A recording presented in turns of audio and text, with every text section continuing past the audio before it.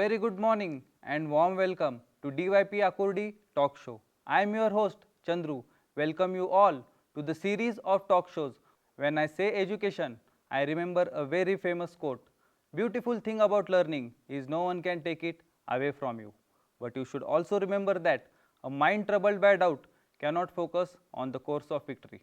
So here in this series of talk shows, we invite eminent personalities with rich experience in the field of education and research to guide you, to support you and to enrich you with all the stuff related to various courses in the field of education, which will surely help you to choose the right career path. Today we are going to discuss about one of the most popular postgraduate program. So my dear viewers, it's time to break the ice.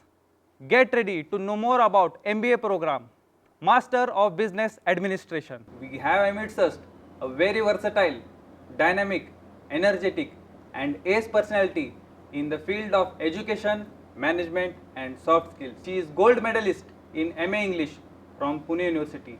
Currently working as a Dean in Dr. D.Y. Patil Institute of MCA and Management. With a huge experience of more than 22 years in the field of education, she has truly guided, inspired, motivated and educated thousands of students with her knowledge and wisdom.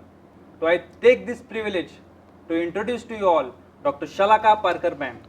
Well, Mr. Chandru, thank you so much for having me with you on this prestigious DYP Akurdi talk show. And thank you for those kind words that you've said about me. I'm sure it's going to be a pleasure talking to you and sharing my inputs with our elite viewers. We see that nowadays most of the students they want to do MBA. So please tell us something about this program and why there is so much craze, so much boom amongst the students to go for MBA. Well, that's a very appropriate question, Mr. Chandru. Let me start with giving you a brief overview of this Masters of Business Administration. Masters of Business Administration is a typically 2-year program, wherein in the first year, the students are introduced to various subjects which give a generic overview of various aspects of business administration. Then as they gradually move on to the second year, they are simultaneously introduced to various specializations where they can pick and choose from depending on their area of interest, their inclination and aptitude. Now to share with you, this program has started you can say 5 to 6 decades before. And since then it has been in the boom, so that's the USP of this MBA program. But when it started 6 decades before, there were 3 conventional specializations offered. You had a master's in human resource management, financial management and marketing management. But now slowly and gradually with the help of, because of the globalization and liberalization, there are umpteen number of specializations offered as a part of the Masters of Business Administration. And which are those specializations? To name a few favorite and popular specializations of today's students, it's Masters in International Business, Logistics and Supply Chain, Operations, Healthcare Management, Rural Management, Events Management, so on and so forth. Now, any MBA student who aspires to seek admission for this prestigious and elite program, postgraduate program, he or she, besides his graduation score, should also give entrance exams like the CET on the state level. You have the CAT, MAT, ZAT, ATMA and SNAP at the national level. And it's an amalgamation of these 2 scores that help the students get admission into the college that he or she aspires to do an MBA with. Now there have been umpteen number of questions raised on the value proposition of pursuing an MBA, especially because of this global pandemic. But let me tell you that the recruiters are still very confident of the skill sets that the MBA graduates possess after completing this program. And the values or the salaries that have been projected post pandemic are also very decent, ranging from somewhere between 10 lakhs to 20 lakhs per annum. Yes, and that is why this program still holds the crowd and is a very lucrative postgraduate program. Besides this, there are other reasons also why students, have a craze of doing this program. It is because of the elite job roles that they, are bestowed with after completing this masters in post-graduation program. So when you join a company, you join like a relationship manager, a business analyst, a business development executive, an HR generalist, a management consultant, and I'm sure all these titles are very, very happening titles. And moreover, in this VUCA world, that is the volatile, ambiguous, uncertain and complex world, management is required in every essence to function effectively. And effective management has become the key to all the businesses today. This is also one of the reasons, why students aspire for this MBA program.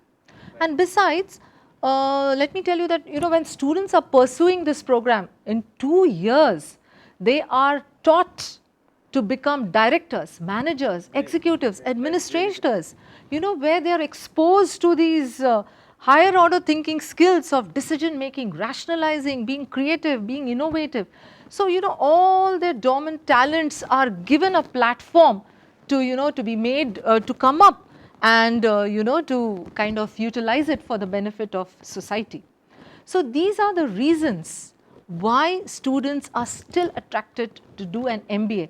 Even it has been 6 to 7 decades since the program has started, and not only in India but also on the global front. That was really a very wonderful and crispy insight to the MBA program. By listening to your answer, now I have two meanings of MBA. One is Masters of Business Administration and the second one is Massive Bank Account. Oh. So ma'am, moving on to next question. With so many MBA colleges maturing in the country from last few decades, is the same quality of education being imparted in all the colleges? And is there an actual value add to the students? Oh, so you've hit the nail on the head. Is the same quality of education being imparted and is there a value add? A very appropriate question, Mr. Chandru. Now let me tell you two things. That we as academic leaders, that means all the teachers of all the MBA colleges in India and abroad, and also the elite recruiters of all the MBA graduates post their pursuing the MBA degree and when they become job ready, what do we as academic leaders and recruiters look unto an MBA graduate? उनमें कौन से skills होने चाहिए? What are the expectations from us is, besides their technical expertise, we expect and believe an MBA student or an MBA graduate to, have very good soft skills, very good communication skills and very good higher order thinking skills. Now you would ask me, what are these higher order thinking skills, ma'am? Yes, ma'am. Skills like, you say, strategic thinking, analysis, networking right, toughing out high pressure situations, professional pragmatism, time management है, leadership है, decision making है, problem solving, creativity, risk management, communication skills, people management, and most importantly, students where they fall short is understanding the organizational realities. Because while pursuing an MBA or any graduation or post-graduation course for the matter of fact, students are still accustomed to the classroom environment, the theory environment. And when they are not exposed to the realities of what is going to happen in an industry or a work field, there is a big challenge when they join a company. That's absolutely right. So students should have that understanding of organizational realities. So this should be the value add and this should be the quality of education that should be given at all the MBA institutions. And as you said, that I'm sure that there is a greater awareness among all the MBA colleges now, wherein they focus on experiential learning so that the student is better equipped to face the job realities. There is not a big gap or a big chasm between what classroom learning they have done and when they actually start working. Now, there are also certain themes, that keep on revolving and rotating around every MBA graduate.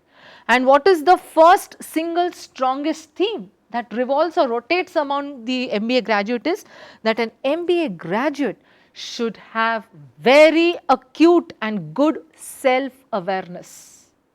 Second theme that revolves and rotates around an MBA graduate is he or she should be equipped with the practical skills. Now, what do I mean by practical skills? Right. How to run a meeting, how to make a presentation, how to give a performance feedback.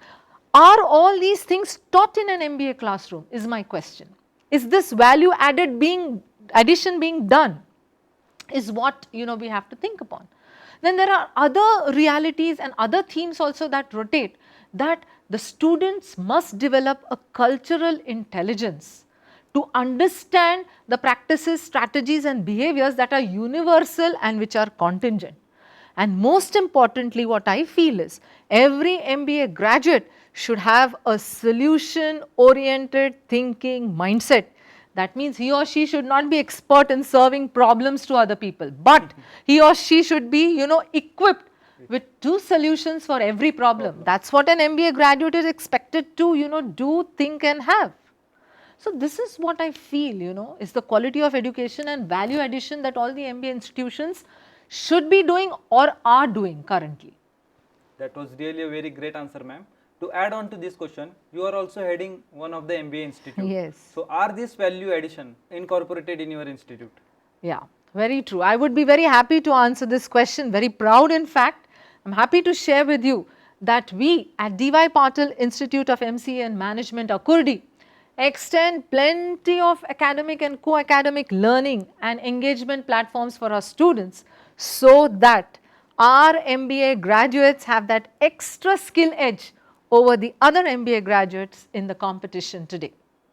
First and foremost, let me tell you that our institute is affiliated to the prestigious Savitribai Phule Pune University, wherein the MBA curriculum builds on the implementation of choice-based credit and grading system, wherein outcome-based education is a priority. The curriculum takes the MBA program to the next level in terms of implementing the outcome-based education.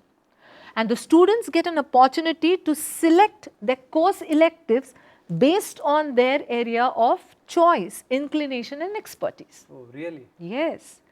Secondly, let me tell you that our institute strongly believes in student learning is very important than merely rote learning those theory and regurgitating them on papers.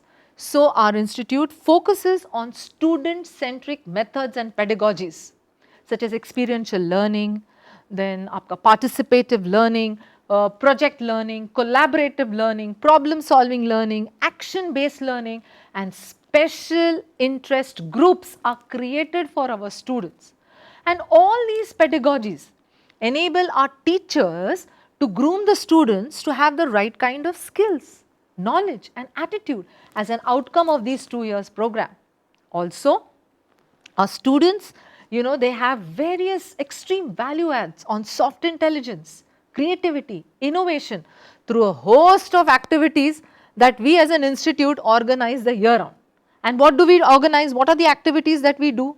We conduct continuously all the year round. We conduct group discussions, personal interviews, we have poster making competitions, we have mad ads, we have presentations, simulations, then role plays, case solving, desk research. Now in the pandemic, because we cannot have those field visits, we've reverted to desk research, summer internship, online summer internship programs, flipped learning, sounds interesting. yes, and so on and so forth. Most importantly, during this pandemic for the past 6 months, we have aggressively started using various ICT tools in our teaching and learning such as Google Classrooms, Moodle to make the sessions more interesting and enhance the learning outcomes of our students. And we have 2 very good practices. I must make a mention of this to you, Mr. Chandru, that we follow a curriculum plus plus initiative, a powered curriculum at our institute, which means what? To conduct various activities for students that are beyond the prescribed curriculum. And what are those activities? What is the activities that make our curriculum a powered curriculum? Online certificate courses through Coursera, NPTEL, Udemy, training in aptitude and soft skills through professional agencies, foreign language trainings, like we have a tie-up with the TCS Hikari program for JLPT. So those students who complete their N5 level in JLPT have chances of getting recruited with a prestigious and elite TCS.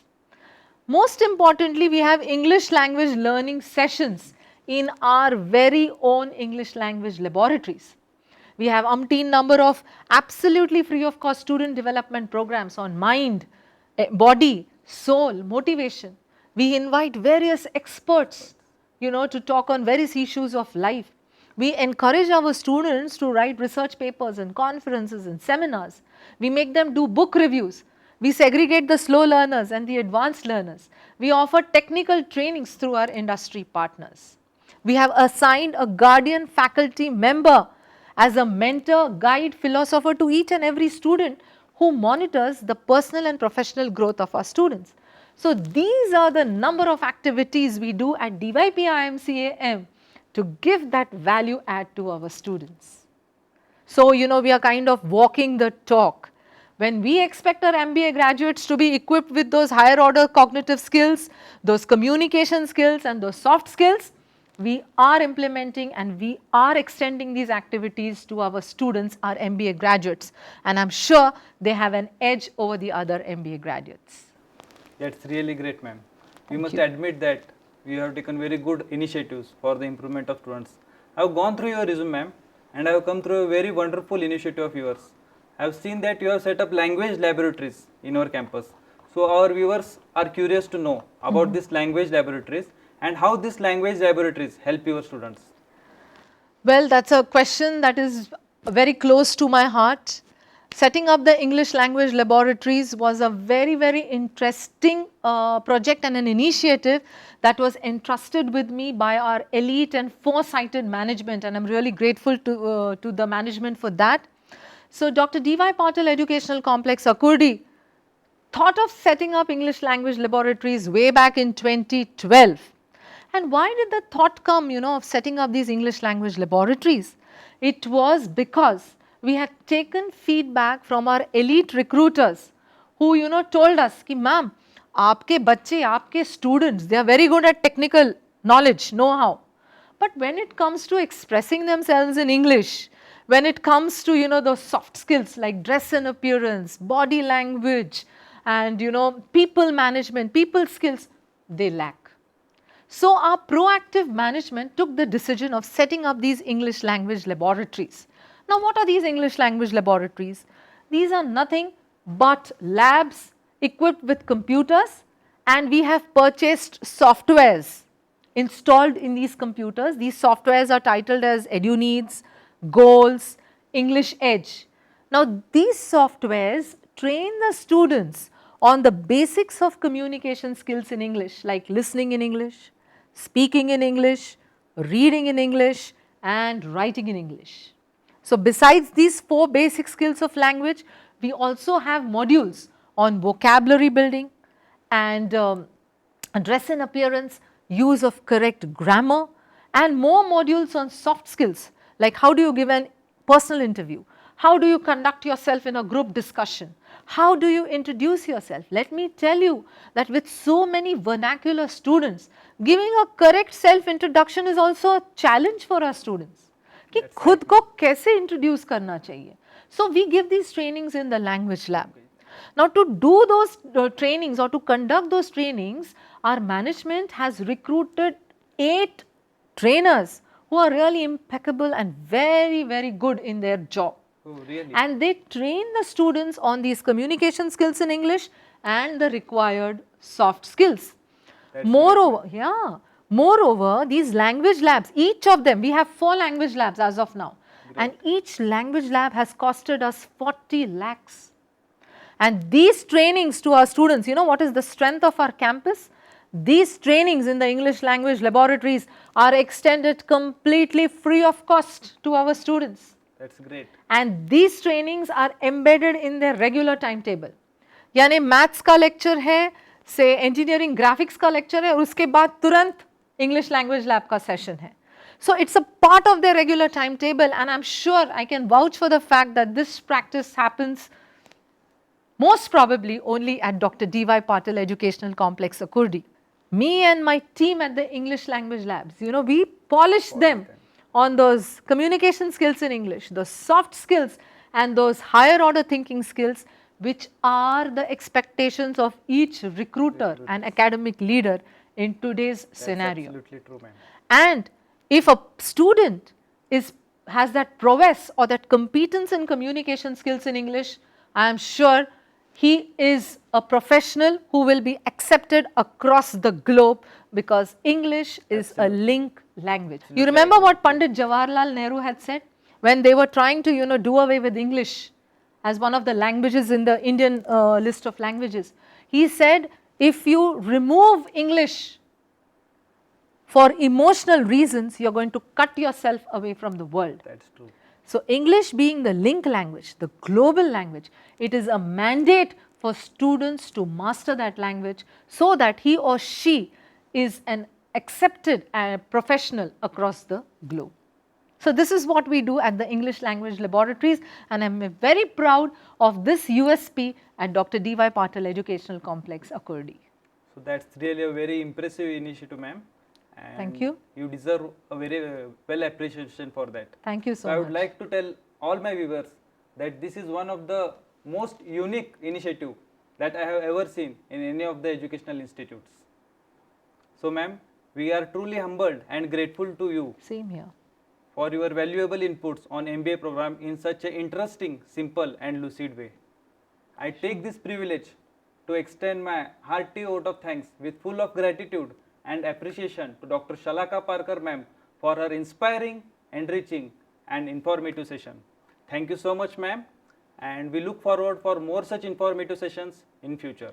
So I would like to end up this session by a quote on management. Management is above all a practice where art, science and craft meet.